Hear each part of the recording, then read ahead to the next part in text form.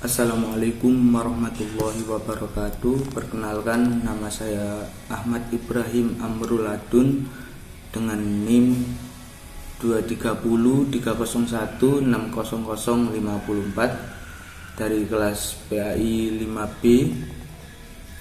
Di sini saya akan membacakan kitab, salah satu bacaan dari kitab Ayyuhal Walad untuk memenuhi tugas akhir mata kuliah kajian teks Arab. Bismillahirrahmanirrahim. Ila hadrati Nabil Mustafa Muhammadin sallallahu alaihi wasallam. Law al-Fatihah. A'udzu billahi minasyaitonir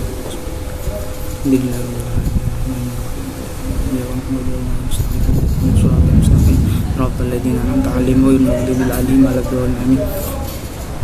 Susah Imam Ghazali. Lawal Fatihah. A'udzu billahi minasyaitonir rajim. Bismillahirrahmanirrahim. Alhamdulillahirabbil alamin. Arrahmanir rahim. Maliki yaumiddin. Iyyaka na'budu wa iyyaka nasta'in. Ihdinas siratal mustaqim. Siratal ladzina an'amta 'alaihim ghairil maghdubi 'alaihim waladdallin. Qala al-musannif rahimahullahu ta'ala wa nafa'ana bihi wa bi 'ulumihi wa barakatihi fid dharain amin. Bismillahirrahmanirrahim. Ayyuhal walad, wahai anak-anakku, inni sesungguhnya aku ansahuka memberi nasihat kepadamu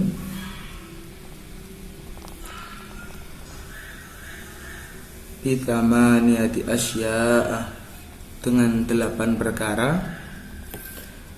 Iqbalha, terimalah itu, inni dariku, li'alla yakuna ilmuka khusma, agar ilmumu tidak menjadi musuh bagimu, alaika, bagimu, yaumal qiyamati, pada hari kiamat, ta'malu, maka lakukanlah, watad minha arba'atun, 4 perkara dari 8 perkara, dan tinggalkanlah, minha arba'atun, 4 perkara dari 8 perkara tersebut. Jadi Imam Ghazali memberi nasihat kepada anak-anak dan murid-muridnya. Beliau memberikan 8 perkara. Mereka disuruh menerima 8 perkara tersebut agar ilmu mereka tidak menjadi musuh ketika di hari kiamat.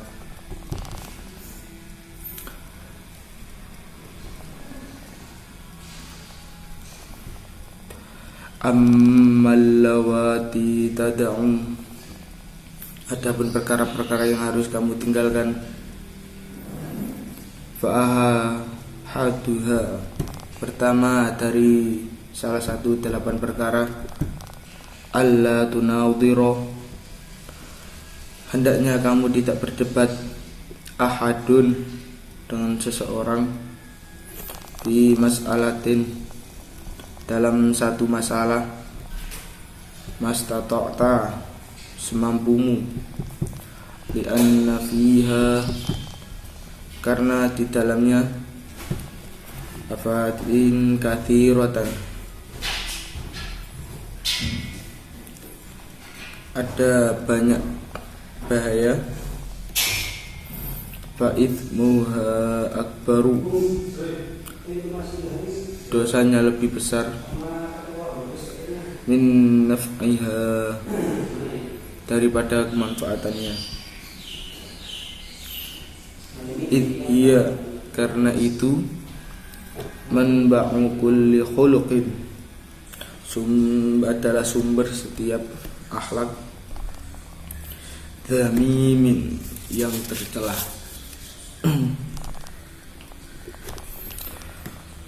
Karyai, seperti riya, wal hasadi, dan hasad, wal kibri dan sombong, wal hiqdi dan dendam, wal adawati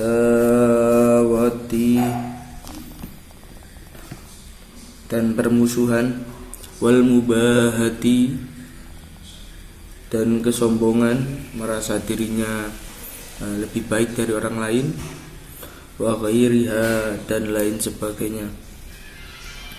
Adapun perkara-perkara yang dianjurkan dari Imam Ghazali kepada anak-anak dan murid-muridnya, yaitu hindarilah berdebat dengan orang lain. Beliau menyuruh anak-anak dan murid-muridnya untuk menghindari perdebatan dimanapun mereka berada, agar mereka menjauhi perdebatan, karena di dalam perdebatan tersebut ada berbagai macam akhlak tercela. Ada banyak sekali akhlak tercela, yaitu ada riya, ada hasad, ada sombong, terus kemudian ada dendam, ada permusuhan dan merasa dirinya lebih baik dan lain sebagainya. Naam, ya, lau waqa'a mas'alatun, jika terjadi suatu masalah, bainaka, di antara kamu, wa baina syakhsin, dan di antara seseorang, au qaumin atau kaum, wa kana iradatuka, sedangkan keinginanmu, fiha di dalamnya, ayyadharul haqqu, adalah agar perkara hak menjadi jelas, ayyadharul haqqu,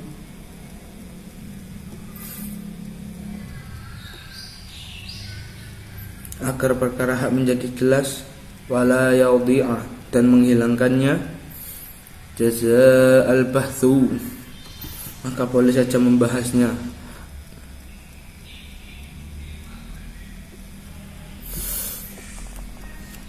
Jadi apabila kalian boleh melakukan perdebatan, asalkan dengan syarat untuk membahas ilmu. Itu seperti di perkuliahan, yaitu forum diskusi. Jadi kubu sebelah berpendapat bahwa air mani itu ketika keluar pada saat puasa itu membatalkan puasa. Yang kubu sebelah berpendapat bahwa mengeluarkan air mani ketika puasa itu tidak membatalkan puasa. Ya, jadi kubu sebelah berpendapat bahwa mengeluarkan air mani ketika puasa membatalkan. Kubu sebelahnya lagi berpendapat bahwa mengeluarkan air mani ketika bulan puasa tidak membatalkan puasa. Nah, terus di tengahnya itu ada dosen.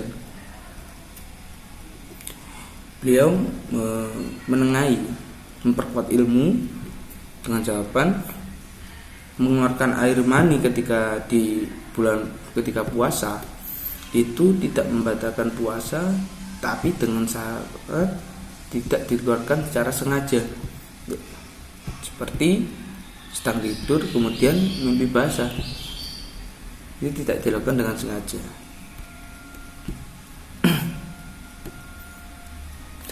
Lakin litilkal iradati alamatani,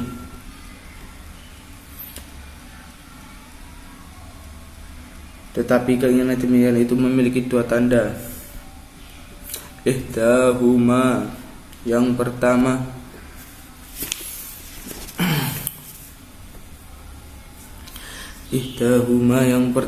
alla tufarriqa, hendaknya kamu tidak membedakan, yang kashifal haqqu, antara perkara hak yang tersikap, ala lisanika, melalui lisanmu,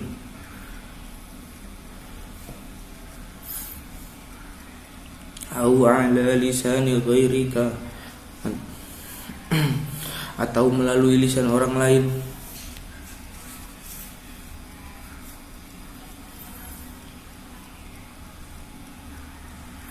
Watsaniyatu, yang kedua, ayyakunal bahthu, hendaknya pembahasan itu diadakan fil khala'i, di tempat sepi, ahabba ilaika, lebih kamu sukai, bin ayyakuna fil mala'i, daripada tempat ramai ataupun tempat-tempat yang banyak orangnya. Jadi ketika kalian mendapatkan perdebatan antara orang lain ataupun kaum, tapi ketika membahas ilmu itu masih ada syaratnya, yaitu yang pertama, kalian harus ada penengahnya. Jadi seperti tadi yang ada di perkuliahan, ada dosen yang menengahi dan memperkuat ilmu agar tidak tersesat. Terus yang kedua, ketika kalian tidak terima dengan pendapat dosen ataupun kiai yang sudah menengahi, kalian jangan langsung tidak terima. Jadi ketika perkuliahan selesai, kalian ke depan terus ngomong ke dosen, Pak saya mau bicara. Jadi jangan langsung ketika perdebatan langsung. Ataupun ketika sholat Jumat, terus ketika kiai memberikan penjelasan salah, terus kalian langsung Pak Yai interupsi, jangan. Itu namanya ngajak debat, ngajak berantem gitu. Ya datang ke rumahnya, ngomong cara empat mata. Jadi jangan langsung seperti itu, jangan langsung Pak Yai instruksi, jangan. Wasma, dan dengarkanlah, an-su'ala,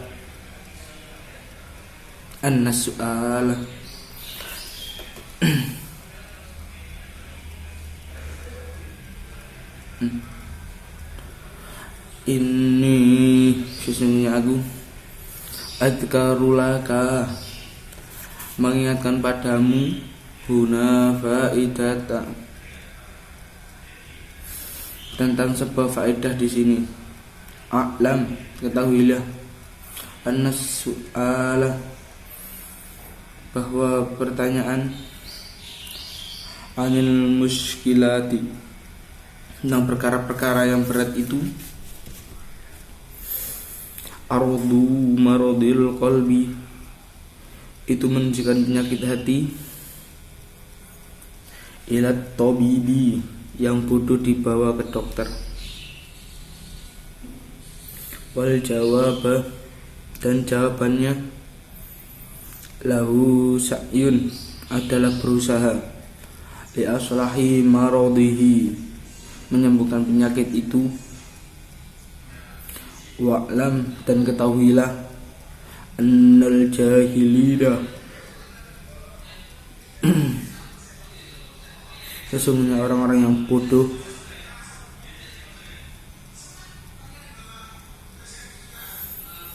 humul marada qulubuhum, adalah orang-orang yang sakit hatinya, wal ulama'u humul atibba'u, dan ulama adalah dokternya, wal alimu, dan orang alim, an-naqisu, yang kurang sempurna ilmunya, la yuhsinul mu'alajata, tidak baik dalam mengobati.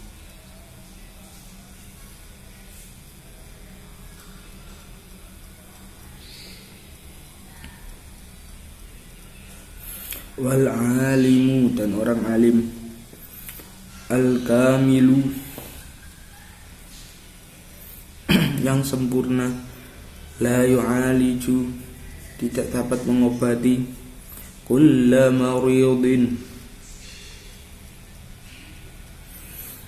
tidak semua orang yang sakit, bagi semua orang yang sakit, bal yu'aliju, tetapi ia dapat mengobati, may yarju, orang yang berharap, fihi qubulal mu'alajati, menerima obat, wassalahi, dan kesembuhan, wa idza kanat, dan tatkala allatu, penyakit itu, muzminatan, sudah kronis, au aqiman, atau mandul, la taqbalul ilajah, tidak dapat disembuhkan, fahadaqatu tabibi, maka dokter yang cerdas, fihi ayyaqula, akan mengatakan, hadza la yaqbalul ilajah, penyakit ini tidak dapat menerima obat, fala yastaghilu, jadi janganlah kamu tersibukkan, bimudawatihi, untuk mengobatinya, li'anna fihi, karena sesungguhnya di dalamnya, tadhi'al umri, hanya akan menyanyiakan umur.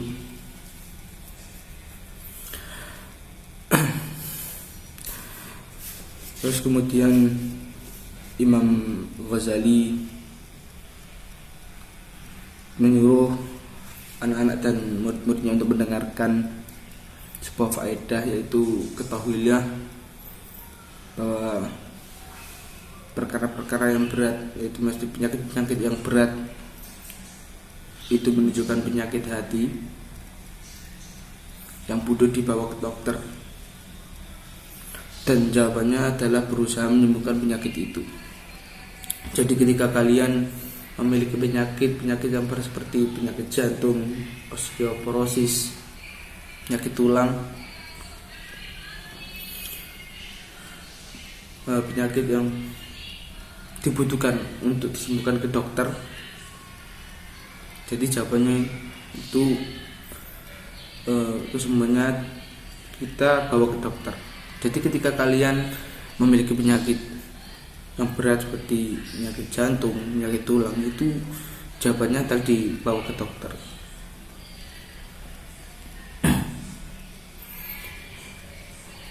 Dan ketahuilah sesungguhnya orang-orang yang bodoh adalah orang yang sakit hatinya, dan ulama adalah dokternya. Jadi ketika kalian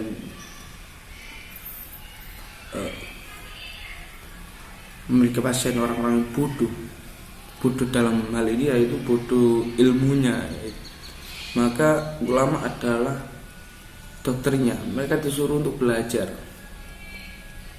kepada para ulama. Dan orang alim yang kurang sempurna ilmunya tidak baik dalam mengobati, dan orang alim yang sempurna tidak dapat mengobati semua orang yang sakit.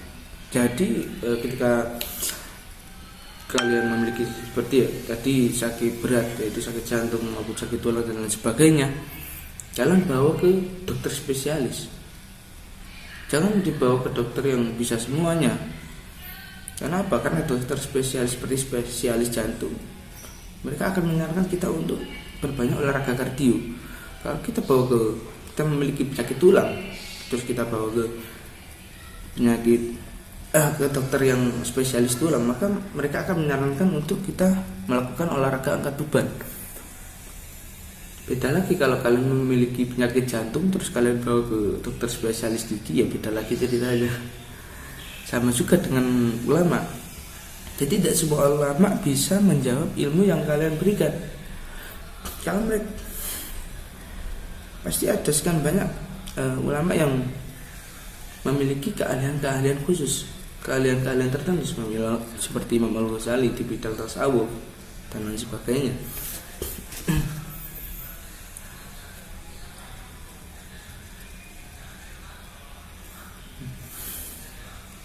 Nah,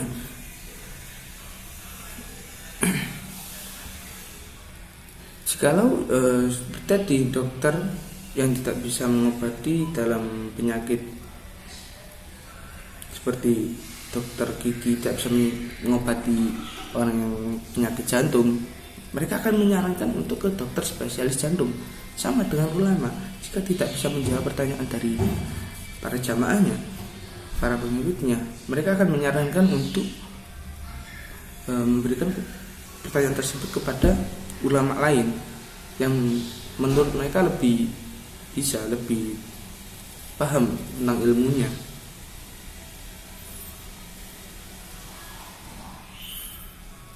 Jadi janganlah kalian itu tersibukkan untuk mengobatinya.